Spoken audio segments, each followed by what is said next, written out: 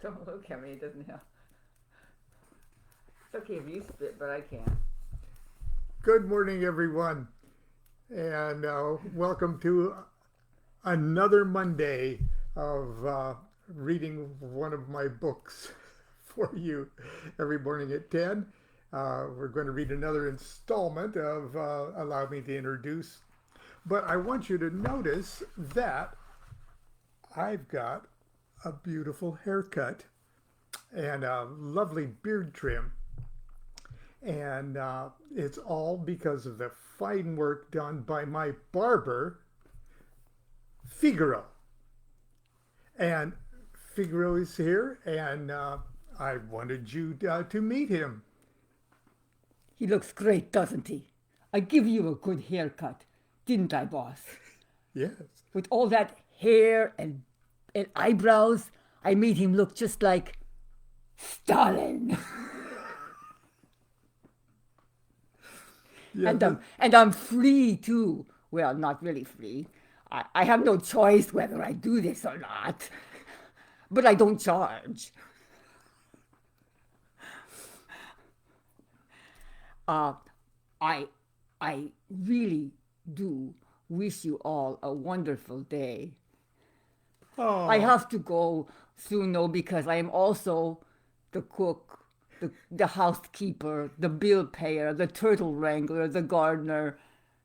Well, lots of other things. Without the mask, though. And I will leave you, seriously, with one of my favorite quotations from the Beatles. So appropriate for now and always. I am he, as you are he, as you are me, and we are all together. oh, thank you.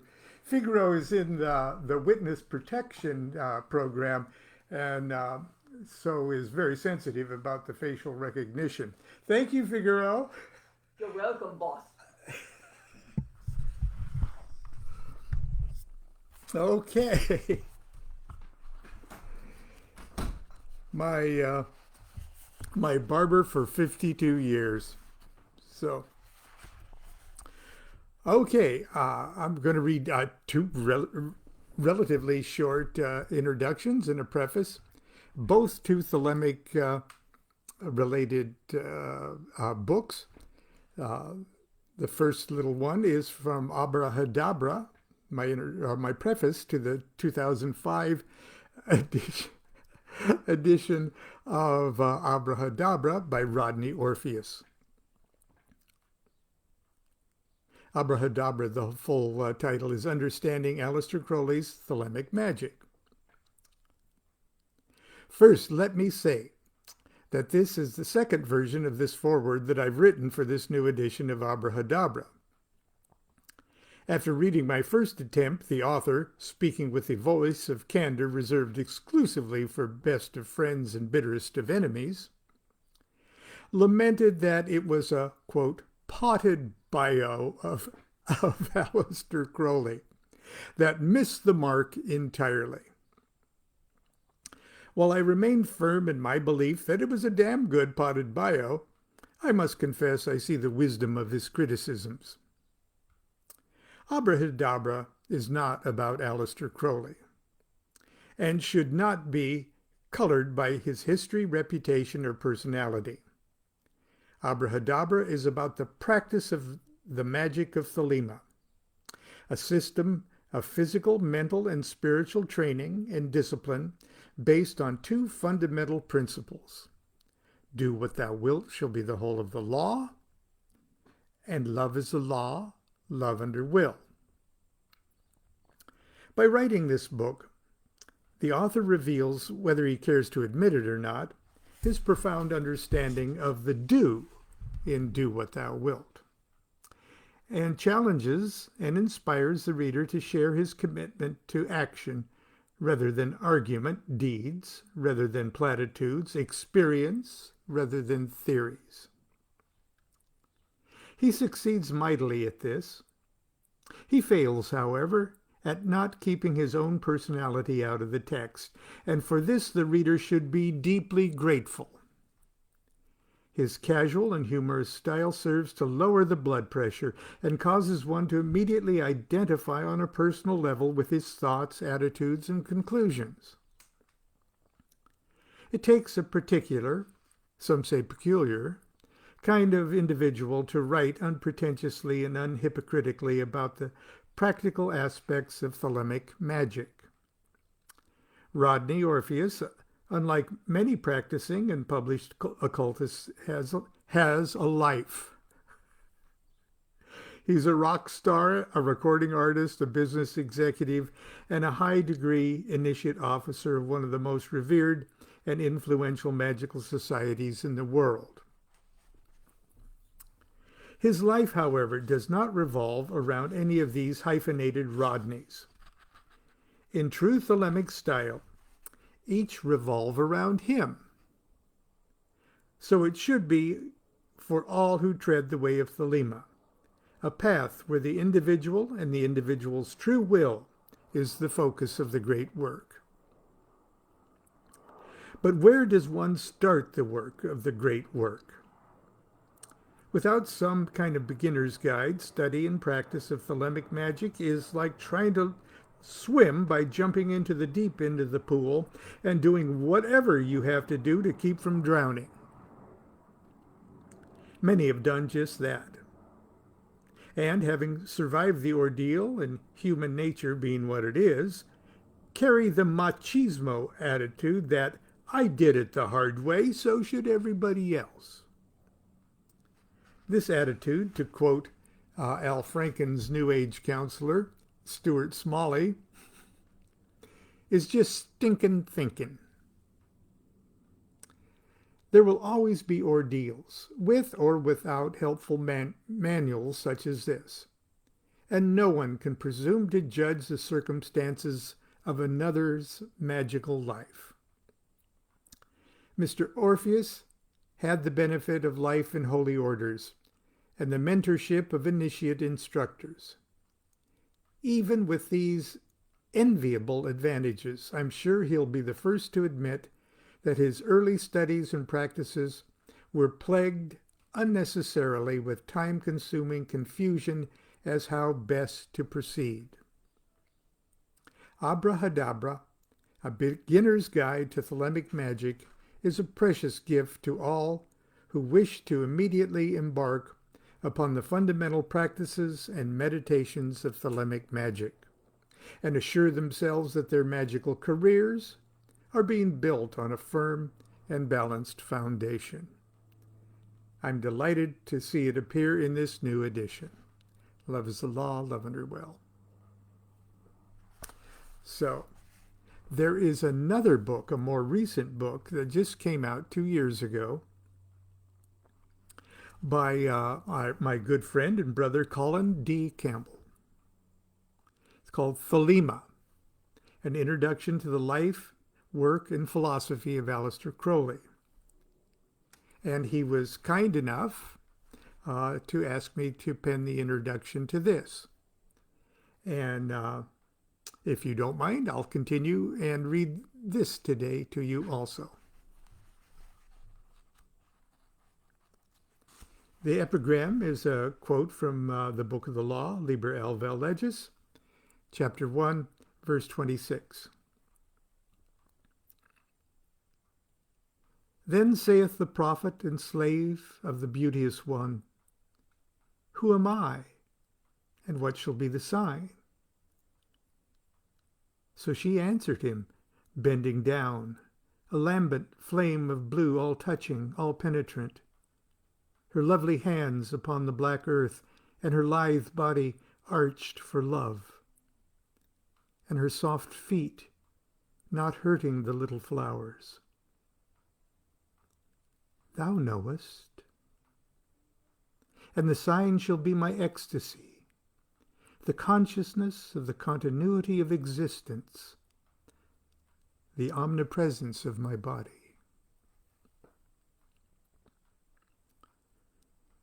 Do what thou wilt shall be the whole of the law. Aleister Crowley died in 1947 at the age of 72. The whereabouts of his ashes remain a mystery. For 20 years after his death, his name and his voluminous writings remain for the most part undiscovered, unread, and underappreciated by all but a tiny band of former disciples, bohemian artists, and a handful of revolutionary thinkers. Then on June 1st, 1967, Crowley's unmistakable visage appeared, glaring out at us from between the faces of Indian holy man Swami Sri Yukteswar and sex goddess Mae West. On the then most eagerly awaited object d'art on the planet, the album cover of the Beatles' newest LP, Sgt. Pepper's Lonely Hearts Club Band. The cover art was the creation of artist Peter Blake, who wanted to surround the band with what he called a magical crowd. The inclusion of Swami Yukteswar, Paramahansa Yogananda, and other Hindu yogis was George Harrison's idea. Among characters John Lennon liked was the poet and the wickedest man in the world, Aleister Crowley. Do not misunderstand me. I'm not suggesting that the Beatles or Peter Blake were directly responsible for the spiritual and cultural upheavals of the 1960s, or the storms that are still echoing actively or reactively in today's chaotic world. Nor am I suggesting John Lennon or Peter Blake should be singled out and credited for igniting the revival of interest and appreciation in Aleister Crowley, Thelema, and magic, or any progressive spiritual movements that continue to proliferate today. Like all great artists, at pivotal moments in history, these sensitive pioneers were merely among the first to react and respond to the effects of a dramatic shift in human consciousness. Consciously or subconsciously, their works gave voice to the new reality. The art they and their contemporaries created during these golden years pealed like a mighty bell that vibrated with the master note of this new universal consciousness. A note that rang out like a broadcast signal that triggered sympathetic responses in the hearts and souls of all who were poised and ripe for awakening. The concept of evolving shifts in consciousness is not a new one. Almost every ancient culture had its vision of ages, like the Golden Age when humanity walked with the gods, or Dark Age when the gods abandoned us.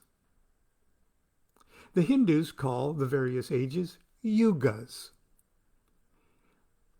which predictably rise and fall in cycles of thousands of millennia as our entire solar system careens around a galactic center in a huge elliptical orbit.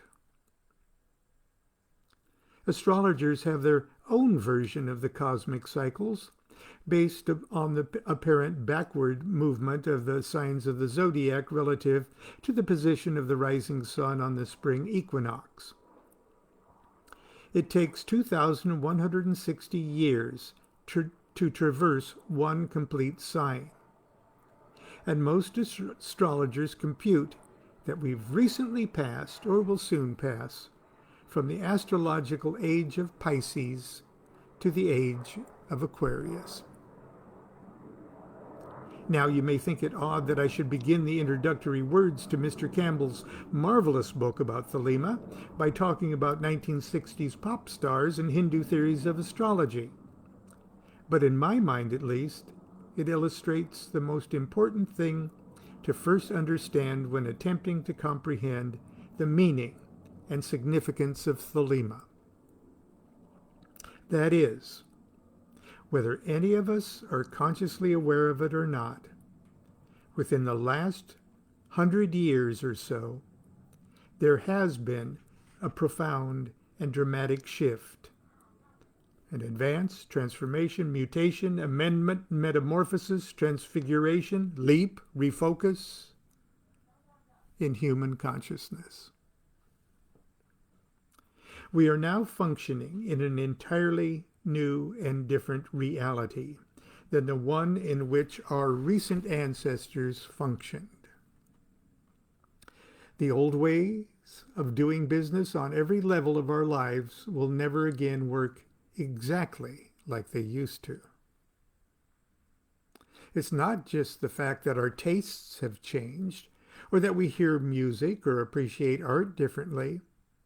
It's not just the fact that our understanding of mathematics has exploded inwardly to irrational quantum levels, or that our understanding of astronomy has exploded outwardly and erased all old time and dimensional limitations. It's not just the fact that many of the most fortunate among us have collected a store of 10,000 years of human knowledge at our electronic fingertips, or that many of us are now routinely accustomed to educational, social, and economic liberties. No.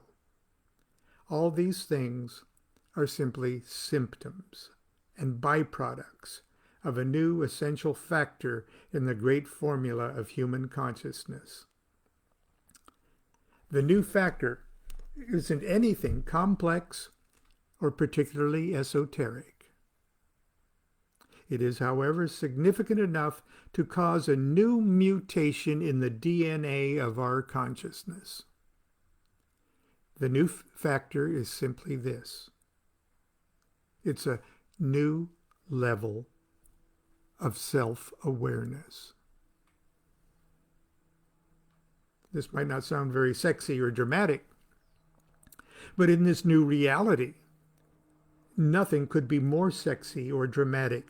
This new awakening is disarmingly simple and fundamental. But like the invisible wind, its existence only makes itself known by the effects it has on other things. It's really hard to make observations about self-awareness because the observer is the object being observed. Actually, the whole thing is simpler than it sounds. Allow me to offer an illustration of shifts in self-awareness. Our very ancient ancestors, while being cognizant of day and night, darkness and light, heat and cold, comfort and discomfort, they were primarily focused on day-to-day, moment-to-moment issues of immediate self-preservation. All human activities, whether conscious or instinctual, revolved around the preservation of the body through protection, nourishment, and biological perpetuation of the species.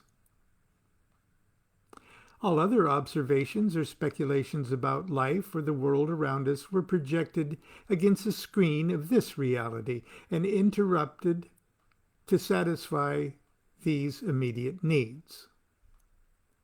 Everything about our ancestors' conscious and subconscious lives, religious concepts and expressions, gods, spirits, myths, rituals, even art, was interpreted by the self-identity of a creature competing with other creatures for food and survival. The metaphoric gods that visibly ruled this level of conscious reality was the earth itself, and the earth's human equivalent, woman. In particular, the mother. Crowley named this phase of evolutionary consciousness the Aeon of Isis, after the great Egyptian mother goddess. Eventually, as our understanding of the world around us increased a bit, our self-awareness shifted and received a fine-tuning. We started to see ourselves as existing in a more complex and wondrous environment that we could only partially manage and control. No longer did we see ourselves only as just another competing creature, but as a master creature that could exploit other creatures and our environment. If we were cold, we could build, or even travel to warmer lands. If we were hungry, we could cultivate plants rather than forage for them. We could domesticate and breed beasts rather than hunt them. Our eyes turned to the sky, and it became evident that the sun made the plants grow and lured the animals to come eat the plants. Summer and winter were sun-triggered events that needed to be dealt with. Gods and religions evolved to accommodate this new reality, this new self-identity. Existence was now seen as a partnership of the sun and earth, father and mother. But along with this awakening came a new mystery formula, the formula of the sun. A sun which dies every day and almost dies every winter. And this new formula brought with it our terrible preoccupation with death. Plants die, and the dead seeds are buried, and then miraculously reborn. The sun dies. It needs to be magically resurrected. It only follows that I die, and I will need to be magically brought back to life. Crowley named this phase of evolutionary consciousness the Aeon of Osiris, after the great Egyptian god of death and resurrection. It's a formula based on our self-identity with the sun that dies and is magically reborn. It is the level of consciousness that has fashioned the reality of our most recent ancestors, their religion, their politics, war, culture, art, literature, and civilization itself, everything. All that is changed. All that has changed. While the decaying zombie remnants of the Aeon of Osiris will likely haunt us for the foreseeable future, a new age has dawned. Crowley named this new phase of evolutionary consciousness the Aeon of Horus, the child of Isis and Osiris. Instead of our conscious reality arising from the need for nourishment, as in the age of Isis, or our obsession with overcoming death, as in the Aeon of Osiris, we now simply grow. As naturally and as innocently and as joyously as a child who will accept no limits to its potential growth. As unbelievably simple as this sounds, the factor that characterizes the essence of our new identity, the factor that characterizes our new level of consciousness, is our universally accepted observation that the sun does not die, that it shines eternally. This simple new reality has permanently upgraded the operating system of human consciousness. The sun does not die, we do not die. The sun shines eternally, we shine eternally. We now function as a unit of self-awareness that deep down inside knows it does not die. It knows there is no off switch. That knows we've always been on and we will always be on. In the Aeon of Horus, eternal life is now simply understood as the consciousness of the continuity of existence. Like Lao Tzu's mysterious Tao, Thelema defies objective definition. Is it a philosophy? Well, although there are philosophic nuances to Thelema, it's bigger than philosophy.